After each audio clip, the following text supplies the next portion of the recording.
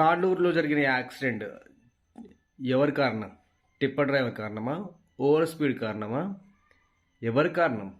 ఇంకెంతకాలం డ్రైవర్ల మీద ఓవర్ స్పీడ్ అని చెప్పి తప్పించుకుంటారు? అరే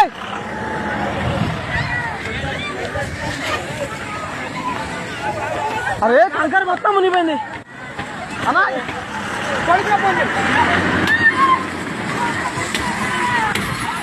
ఆ రోడ్డు ఏ స్థితిలో ఉందో చూసారా? ఆ రోడ్డు మీద ఎన్ని గొంతులు ఉన్నాయో చూసారా?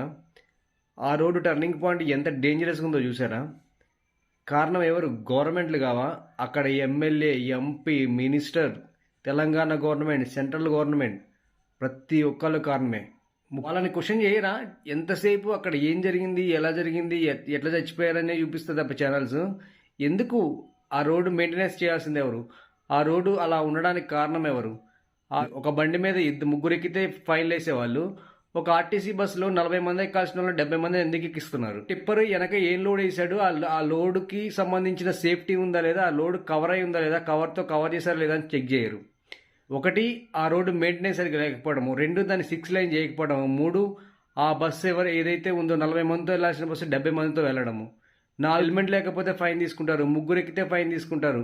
రోడ్డు బాగపోతే మీ మీద మీరు ఎందుకు ఫైన్ వేసుకోరు? ఎవడూ అడిగేటోళ్ళు లేడు. ఏమన్నంటే డ్రైవర్ స్పీడ్గా వచ్చాడు, బస్సు స్పీడ్గా వచ్చింది. ఇంకెంతకాలం చెప్తారు ఈ కహానీలు?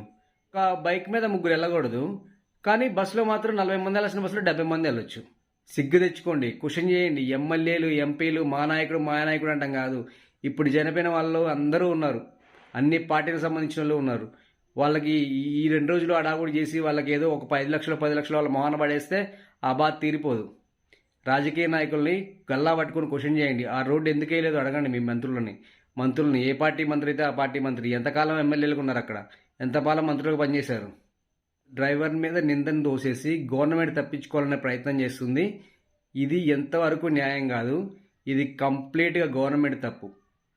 ఒకటి, ఆ రోడ్డు దాన్ని 6 లైన్ చేయకపోవడం, ఆ రోడ్ని మెయింటెనెన్స్ సరిగ్గా చేయకపోవడము, ఆ బస్సులో 40 మంది ఎక్కేది ఉంటే 70 మందిని ఎక్కించడము, ఆ టిప్పర్ డ్రైవరు తను ఏదైతే లోడ్ తీసుకొస్తున్నాడో దాన్ని పూర్తి కవర్ చేయకపోవడము, అలాంటి ఇన్స్ట్రక్షన్స్ ఏమి వాళ్ళకి ఇవ్వకపోవడము, ఇవన్నీ బలమైన రీజన్సే. ఇవన్నీ పక్కన నెట్టేసి కేవలం డ్రైవర్ స్పీడ్గా రావడం వల్లే వాళ్ళు చనిపోయారు అని చెప్పేసి డ్రైవర్ మీద నిందని నెట్టేసి గవర్నమెంట్లు బయటకు తప్పించుకోవాలని చూస్తున్నాయి.